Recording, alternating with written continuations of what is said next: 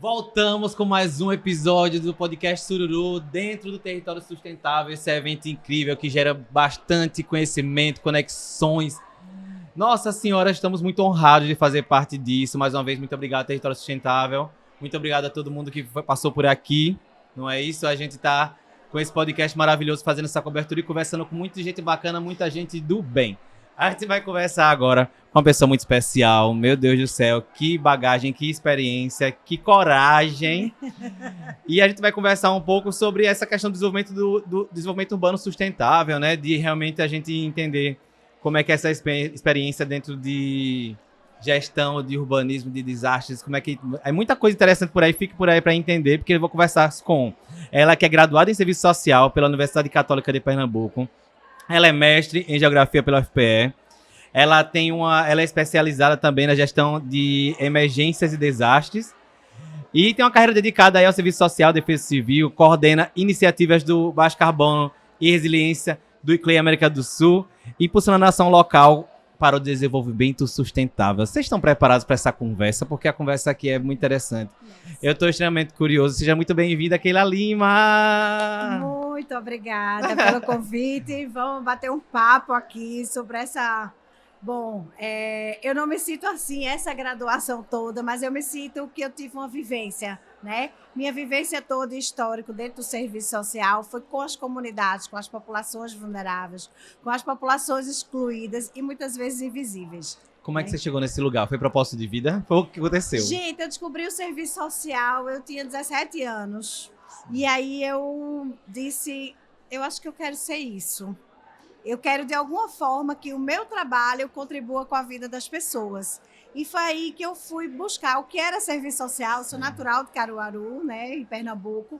E aí fui descobrir, aí foi quando eu prestei o vestibular, né? Não tinha Enem na época, né? Não vamos... Rapaz, foi logo ali. Não foi faz pouco foi tempo. Enem. Para mim foi como se fosse o Enem. E aí passei em serviço social e fui estudar em Recife, né? Sim. E aí foi quando eu acho que a mente, ela começou a se abrir. Eu saí da cidade pequena, que hoje é uma cidade muito desenvolvida, que é Caruaru. Sim. Mas saí de uma cidade pequena para entender uma complexidade de uma capital. Eu queria que você falasse mais um pouquinho perto do microfone, que eu acho que está um pouco distante. Você tá um pouquinho mais pra cá. Pra gente lhe ouvir melhor. Tá. Tá tranquilo o áudio para você? Tá. E aí, eu vivenciando em Recife a problemática da cidade, os seus conflitos, o conhecimento dessas comunidades. Assim, Recife, para vocês entenderem, ainda hoje é a segunda capital mais desigual do Brasil. Nossa, na verdade, assim, a gente tá falando aqui, aproveitando a sua oportunidade de estar aqui, a gente não tem noção nenhuma do que é esse aspecto de trabalhar com serviço social dentro de Recife, porque é muito grande e tem muitas questões, né? Como você trouxe agora a segunda, né? Nossa Senhora, então, dentro de tudo aquilo que a gente ama de Recife, tem muitas questões que precisam ser trabalhadas e você foi para esse lugar. Eu fui para esse lugar e fui imergir, né? Conhecer a realidade dessas populações e ver de que forma a gente, no processo de participação, no processo de construção coletiva, como é que a gente poderia melhorar, né? Diminuir esse impacto causado. Então, aí...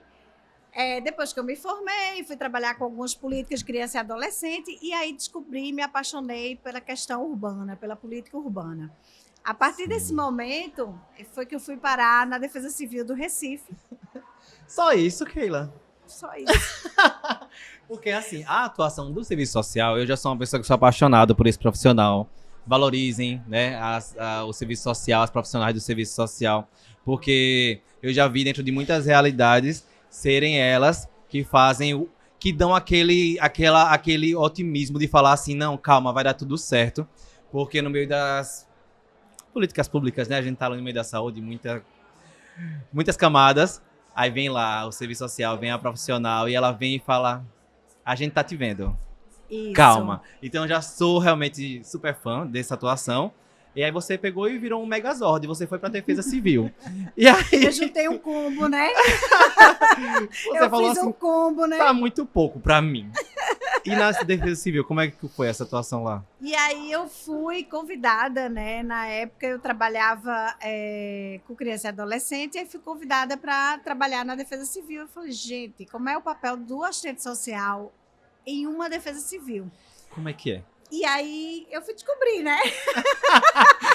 Eu fui descobrir na descobrir e prática. construir, né? Que você Porque- teve que pavimentar muita coisa também, né? Que não estava a sendo gente trabalhada. teve que criar uma metodologia de trabalho, a gente teve que criar a inserção desse profissional dentro da Defesa Civil, porque a Política Nacional de Proteção e Defesa Civil entende o assistente social não dentro da Defesa Civil, e sim dentro da Secretaria de Desenvolvimento Social ou na Secretaria de Assistência Social. Mas e dentro da pega inteligência emprestado. do Defesa Civil, você começa essa atuação.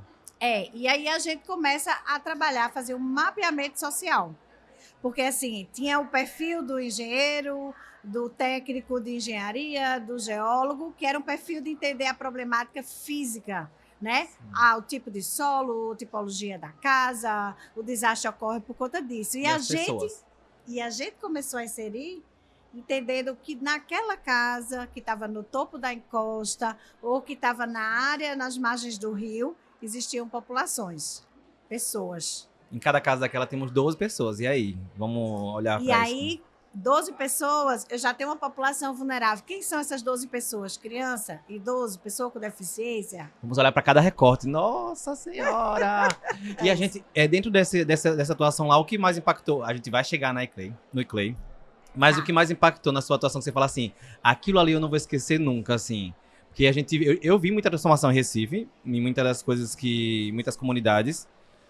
Hoje em dia a gente consegue realmente visualizar que muita coisa aconteceu, né, nos últimos tempos.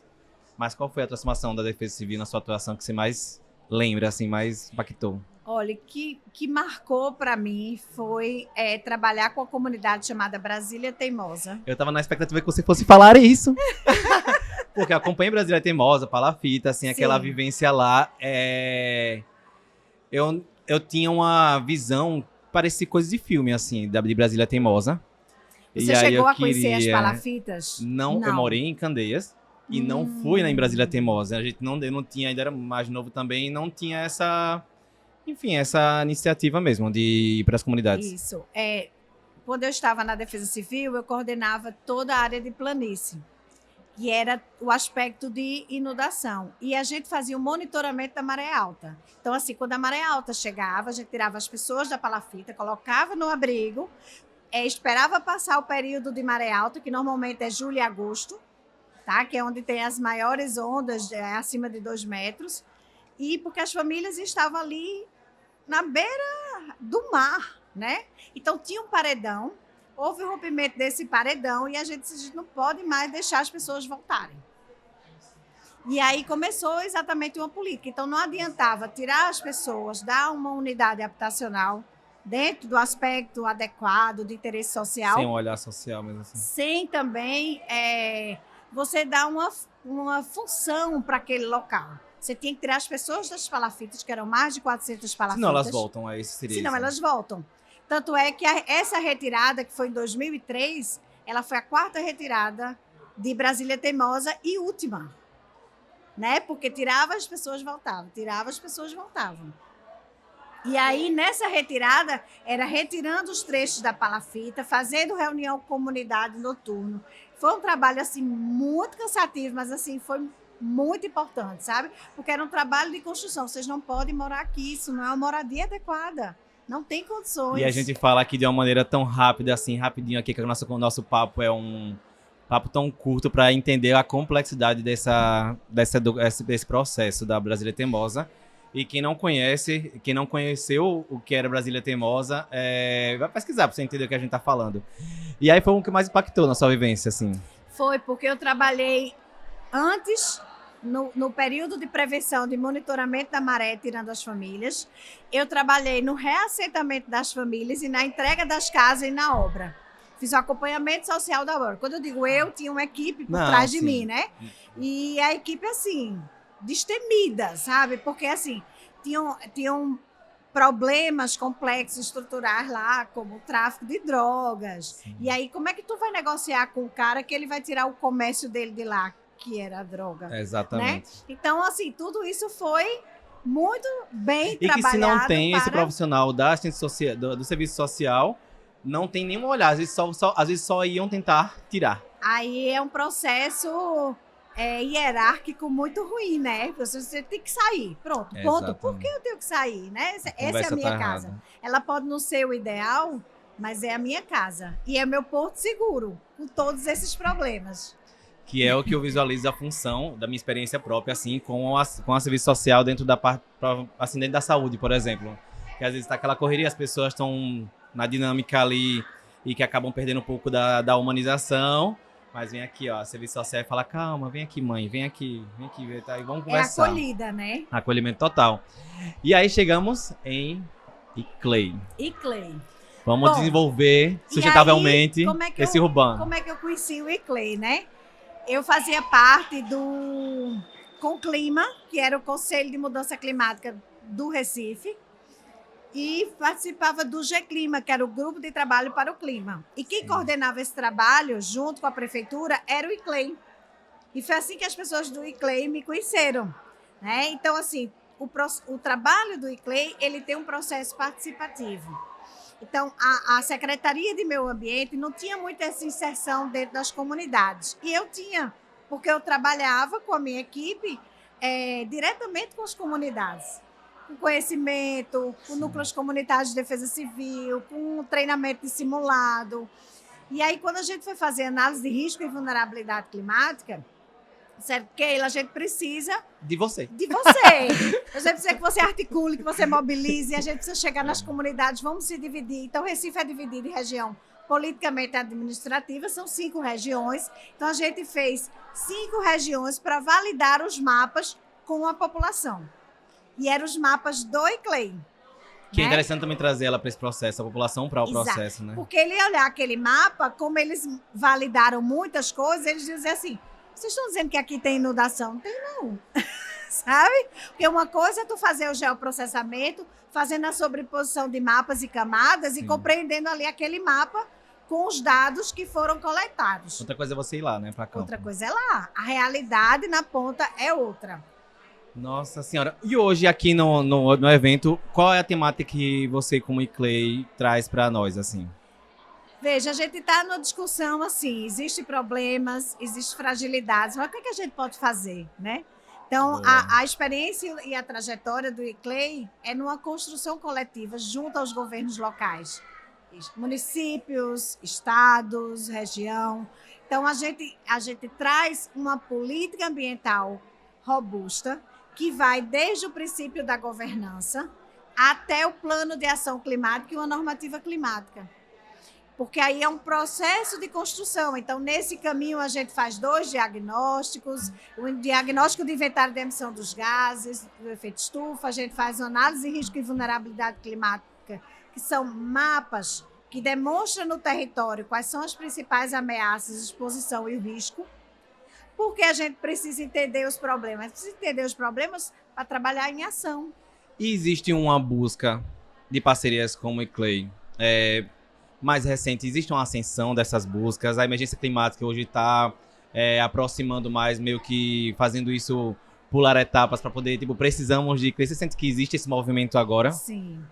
A gente está sentindo na pele a mudança climática, né? Que agora já é emergência climática, né? A gente nem fala mudança mais. Crise. Total. E dentro dessa crise tem os eventos extremos, que é quando o planeta grita, ó, estamos aqui, estamos no caos, tá? E vocês ou mudam a cultura, vocês, povo que está no território, ou vai ser complicado. Porque a gente vai ter cada vez mais eventos extremos climáticos e cada vez mais populações sendo impactadas, que é o que a gente acabou de presenciar no Rio Grande do Sul. Exatamente. E não é exclusividade do Rio Grande do Sul, nem vai parar o Rio Grande do Sul, né? Não é querer ser catastrófico. Não, tá tranquilo. A gente tem que trazer realidades aqui. Não queremos ser ecochatos nem biodesagradáveis. A gente quer realmente trazer o contexto de atuação. Então, como isso não vai parar, como estamos passando por uma emergência climática, precisamos atuar também. Exatamente. Mas aí a gente precisa entender qual é o nosso comportamento daqui para frente.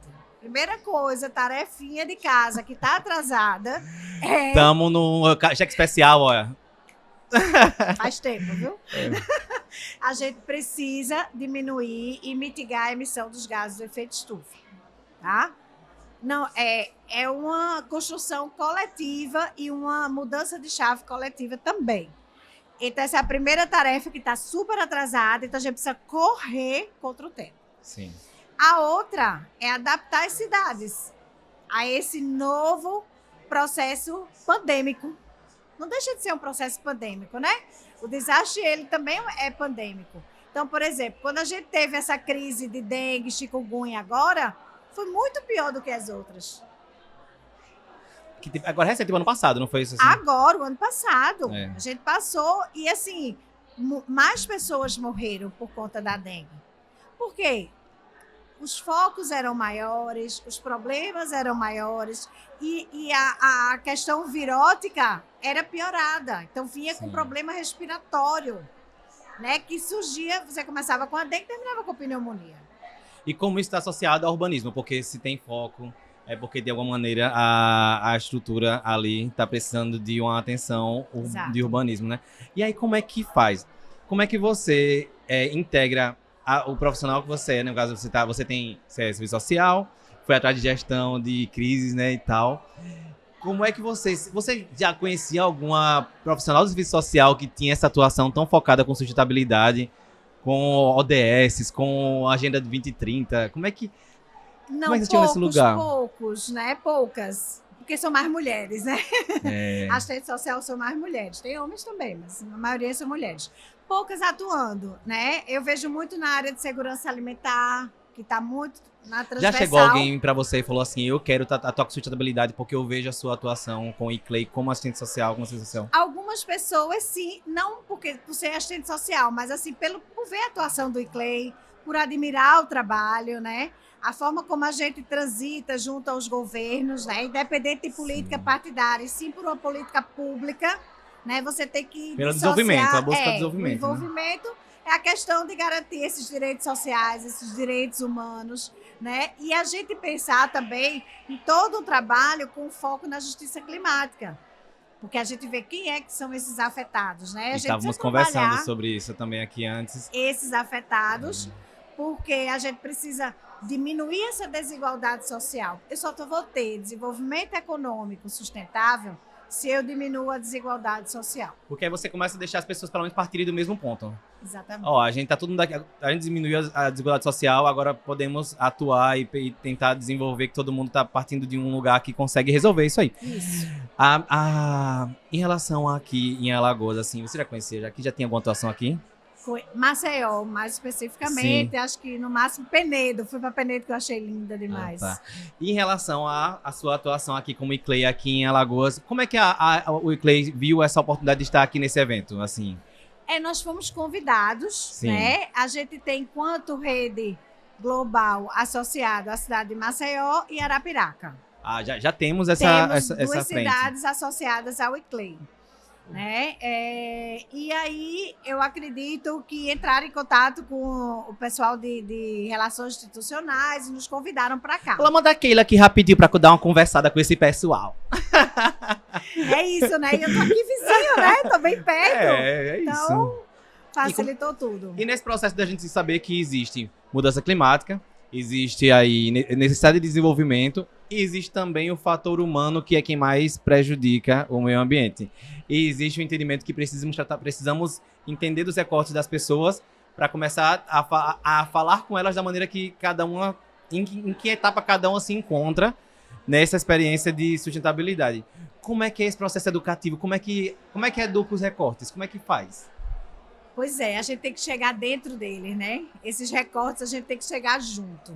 E é um processo. Primeiro é um processo de ganhar confiança.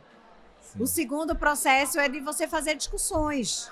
A gente tem um trabalho que chama-se mapeamento participativo, que é um mapa do local. A gente traz esse mapa em branco, vamos dizer assim, só com as linhas delimitadas. Vamos construir juntos. Vamos identificar aqui fragilidades. Tá. Mas só tem coisa ruim, gente. Não tem nada bom. Quais são as potencialidades? Né? E aí Adorei. Você começa a ver as pessoas.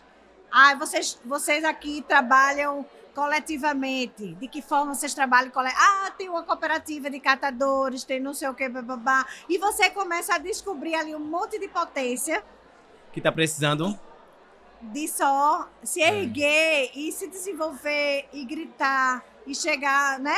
E quando pra vem da outros- própria comunidade, engaja mais fácil, né? Porque Porque rola uma identificação. Se que aqui, é a questão do engajamento social, né? que eu acho que é a parte mais, talvez, mais complicada, né?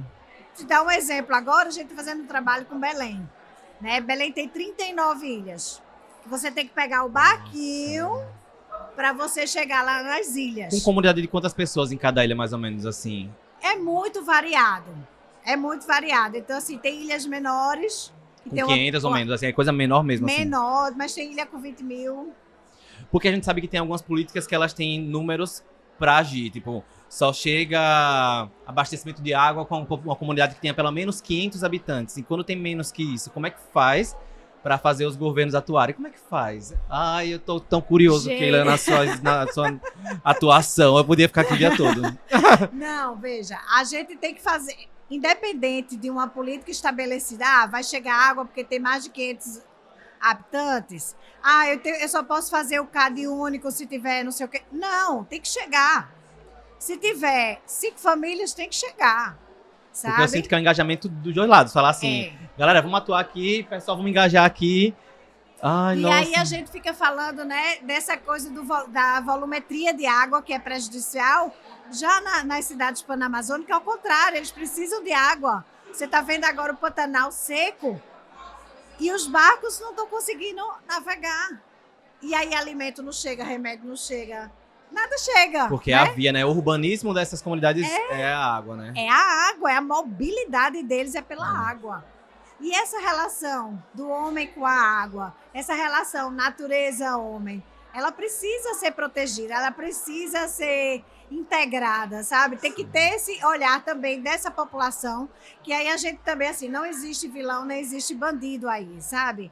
Eu acho que é coletivo. A gente Existe uma precisa realidade. existe uma realidade, e ou a gente desperta, ou a gente tá complicado. Mas a gente não quer gerar ansiedade climática em nenhum de vocês. Não. A gente quer, na verdade, engajá-los e entender. Eu até falei mais cedo aqui. Se você não tá andando com amigos que falam assim, o mundo tem jeito ainda, você tá andando com os amigos errados. Então, procure estar do lado de pessoas como Keila, que vê todas essas questões e fala assim, podemos desenvolver isso aqui. Olha que legal. Então, É muito isso, bom. eu acho que a gente tem que ser realista, mas a gente não pode ser pessimista, sabe? A gente tem que ter sempre esperança e criar mecanismos de inovação, criar mecanismos que a gente possa desenvolver aquela comunidade local, ver suas potencialidades, dentro dessas potencialidades crescer, melhorar a qualidade de vida ali daquela população, com o poder público, sem o poder público, eu acho que tem como... Engajar. Tem como se engajar. A gente tá chegando no fim da nossa conversa, não gostaria. Mas assim, que recado você deixaria para as pessoas dentro dessa sua atuação, desse entendimento da nossa realidade, mais do nosso otimismo do que a gente pode desenvolver?